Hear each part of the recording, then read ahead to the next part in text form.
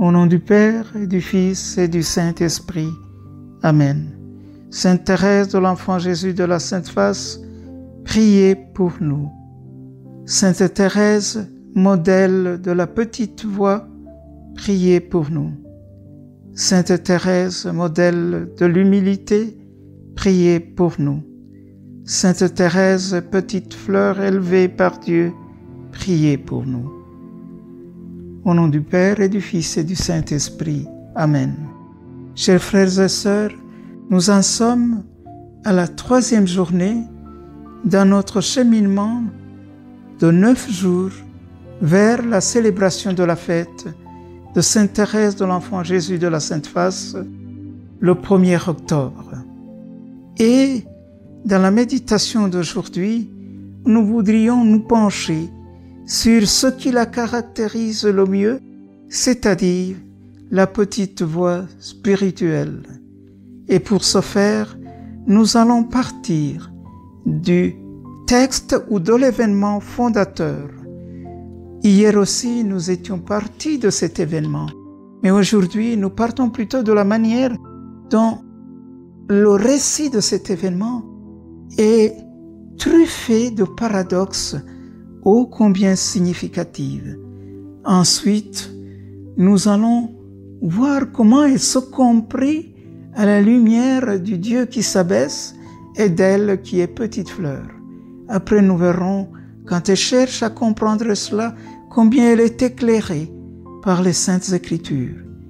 Après, nous verrons que quand il s'agit toujours d'exprimer ce qui l'habite, elle se tournera vers Dieu qui s'abaisse, même dans la représentation théâtrale des récréations pieuses.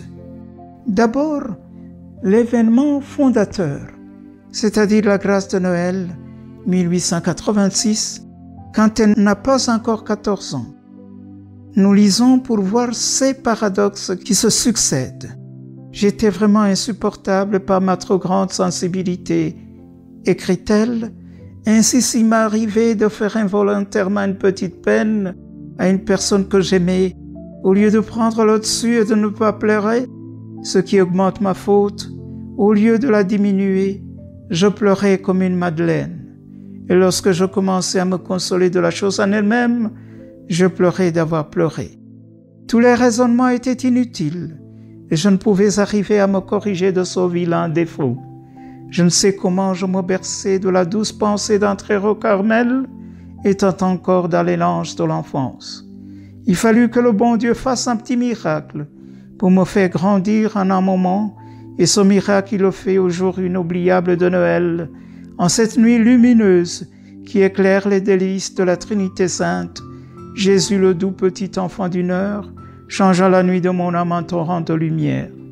En cette nuit où il se fit faible et souffrant pour mon amour, il me rendit forte et courageuse, il me revêtit de ses armes. Ici, je voudrais relever 3 paradoxes. Le premier paradoxe, c'est qu'elle se trouvait dans les langes de l'enfance, donc elle était dans un comportement infantile qui ne passait pas. Et alors, le premier paradoxe, il fallait que le bon Dieu fasse un petit miracle pour me faire grandir en un moment.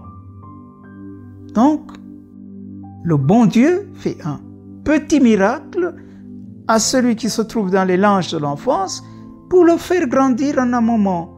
Grandir en un moment par un petit miracle envers celui qui est dans les langes de l'enfance. Premier paradoxe.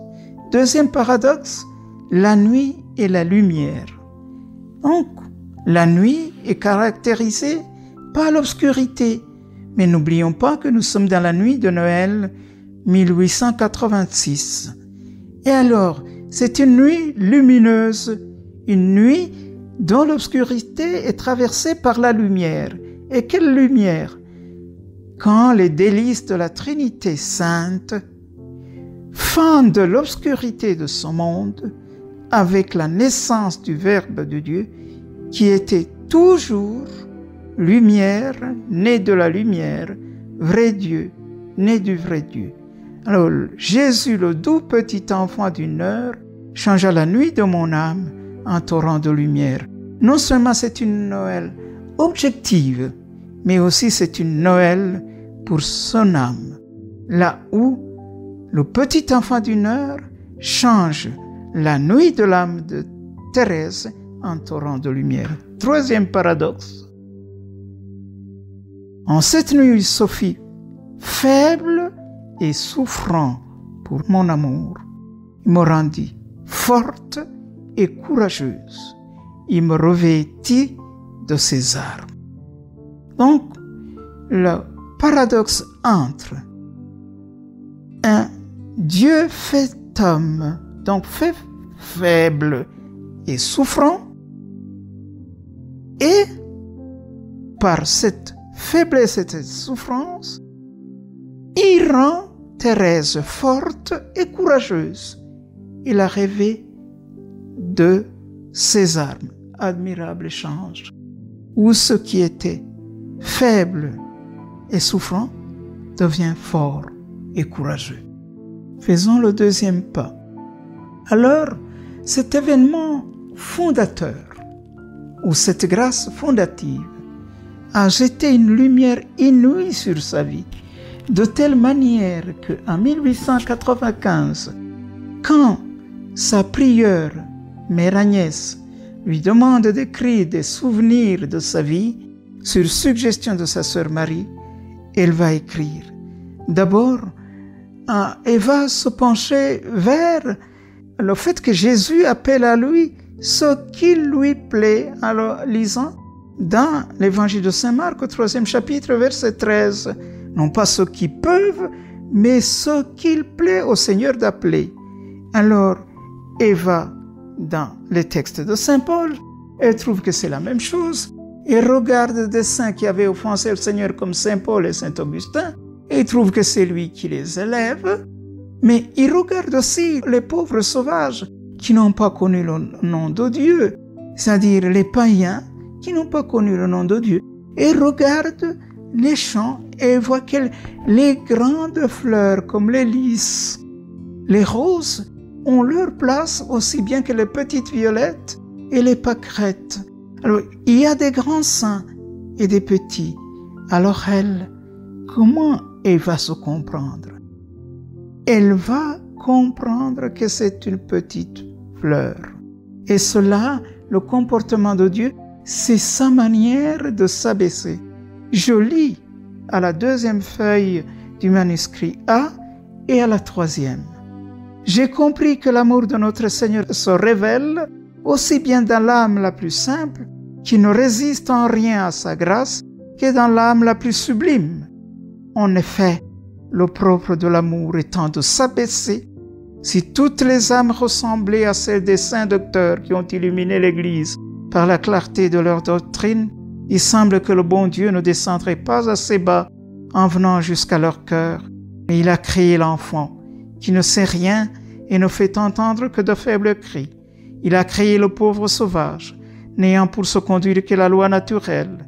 Et c'est jusqu'à leur cœur qui daigne s'abaisser. Ce sont là ces fleurs des champs dont la simplicité le ravit. Et elle-même va dire, c'est pour vous seul, en parlant de la Mère Agnès, que je vais écrire l'histoire de la petite fleur cueillie par Jésus. Aussi je vais parler avec abandon, sans m'inquiéter ni du style, ni de nombreuses digressions que je vais faire.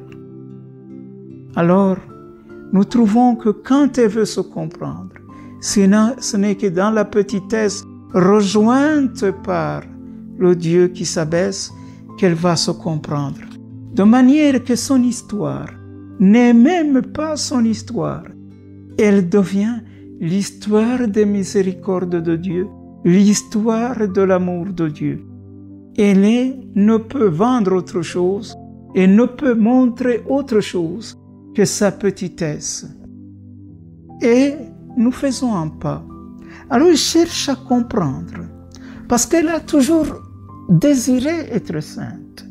Mais comment est-ce qu'elle peut se comparer aux grands saints?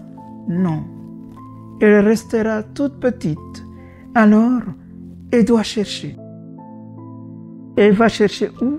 Dans les Saintes Écritures, même si elle prend comparaison d'une réalité toute humaine. Elle dit ceci: je puis donc, malgré ma petitesse, aspirer à la sainteté. Me grandir, c'est impossible. Je dois me supporter tel que je suis, avec toutes mes imperfections. Mais je veux chercher le moyen d'aller au ciel par une petite voie bien droite, bien courte, une petite voie toute nouvelle. Nous sommes dans un siècle d'invention. Maintenant, ce n'est plus la peine de gravir les marches d'un escalier. Chez les riches, un ascenseur le remplace avantageusement. Moi, je voudrais aussi trouver un ascenseur pour m'élever jusqu'à Jésus, car je suis trop petite pour monter le rude escalier de la perfection. Alors, j'ai recherché dans les livres saints l'indication de l'ascenseur, objet de mon désir, et j'ai lu ces mots sortis de la bouche de la sagesse éternelle. Si quelqu'un est tout petit, qu'il vienne à moi. Alors, je suis venu devinant que j'avais trouvé ce que je cherchais et voulant savoir, oh mon Dieu, ce que vous feriez. Et au tout petit qui répondrait à votre appel, j'ai continué mes recherches et voici ce que j'ai trouvé. Comme une mère caresse son enfant, ainsi je vous consolerai. Je vous porterai sur mon sein et je vous balancerai sur mes genoux. Ah, jamais paroles plus tendres, plus mélodieuses ne sont venues réjouir mon âme. L'ascenseur qui doit m'élever jusqu'au ciel, ce sont vos bras, ô Jésus. Pour cela, je n'ai pas besoin de grandir. Au contraire, il faut que je reste petite et que je le devienne de plus en plus. C'est comme ça que Sainte Thérèse nous explique la grandeur, qui est non pas de s'élever, mais d'être porté par la grandeur que Dieu nous a donnée Jésus. Et c'est ainsi, même plus tard, quand elle voudra comprendre sa faiblesse du noviciat, qu'elle va comprendre que c'est le Seigneur qui élève. Et c'est ainsi que même plus tard, voulant montrer de manière, je dirais, scénographique, de manière théâtrale cet abaissement de Dieu, et devra dans les récréations pieuses recourir à l'ange de la crèche pour montrer que tout le mouvement de Dieu, c'est de s'abaisser en Jésus, s'abaisser pour nous rejoindre dans sa naissance à la crèche, s'abaisser à la croix, s'abaisser à l'Eucharistie. Qui se fait petit sera élevé et qui s'élève sera abaissé. Seigneur, fais que nous restions à notre place d'enfants devant toi, car c'est toi qui nous élèveras. Sainte Thérèse de l'Enfant Jésus de la Sainte Face, prie pour nous. Au nom du Père et du Fils et du Saint-Esprit. Amen.